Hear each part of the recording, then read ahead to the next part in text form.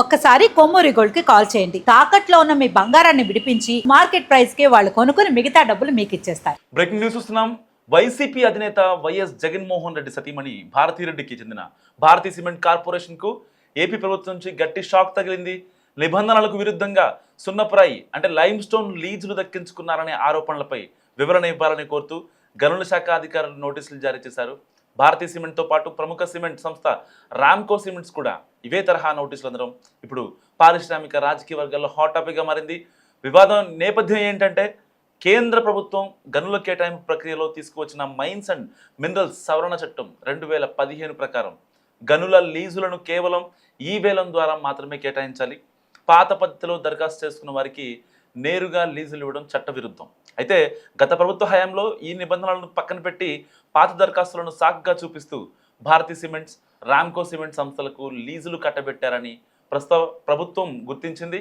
So నోటీసులోని ప్రధాన అంశాలు ఏంటంటే ప్రభుత్వ నిబంధనల ప్రకారం వేలం నిర్వహించకుండానే 2 సున్నపురాయి లీజులను ఎలా దక్కించుకున్నారో తెలపాలని గనుల శాఖ నోటీసుల్లో పేర్కొంది.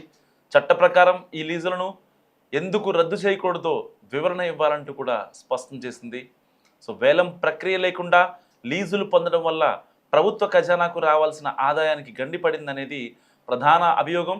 వివరణకు అవకాశం ఉంటుందా ఉండదా అన్నది మరికొద్ది రోజులు తేల్సింది. సో ఈ నోటీసులపై స్పందించేందుకు కంపెనీలకు ప్రభుత్వం అవకాశం కల్పించింది. భారతీ సిమెంట్స్, రామ్కో సిమెంట్స్ ప్రతినిధులు నిర్దేశించిన సమయంలోగా గనుల శాఖ అధికారుల ముందు వ్యక్తిగతంగా హాజరై తమ వివరణ ఇచ్చుకోవచ్చు. సో తాము లీజులు పొందిన ప్రక్రియ చట్టబద్ధమైన నిరూపించుకోవాల్సిన బాధ్యత ఇప్పుడు ఆయా సంస్థల ప్రతినిధులపై ఉంది. ఒకవేళ వారి వివరణ సంతృప్తికరంగా లేకపోతే సదరు లీజులను రద్దు చేసే దిశగా ప్రభుత్వం అడుగులు వేస్తుంది. రాష్ట్రంలో కూటమి ప్రభుత్వం అధికారంలోకి వచ్చిన తర్వాత గత ప్రభుత్వ నిర్ణయాలపై సమీక్షలు నిర్వహిస్తున్న విషయం తెలిసిందే. ఇందులో భాగంగానే మైనింగ్ శాఖలో జరిగిన అక్రమాలపై దృష్టి సారించింది ఏపీ సర్కార్. భారతీ సిమెంట్స్ వంటి పెద్ద సంస్థకు నోటీసులు అందడం వెనుక కేవలం రాజకీయ కారణాలే ఉన్నాయా, లేక నిజంగానే నిబంధనల ఉల్లంఘన జరిగిందా అనేది విచారణలో తేలాల్సి ఉంది. రాబోయే రోజుల్లో ఈ వ్యవహారం ఏం మలుపు తిరుగుతుందో వేచి చూడాలి.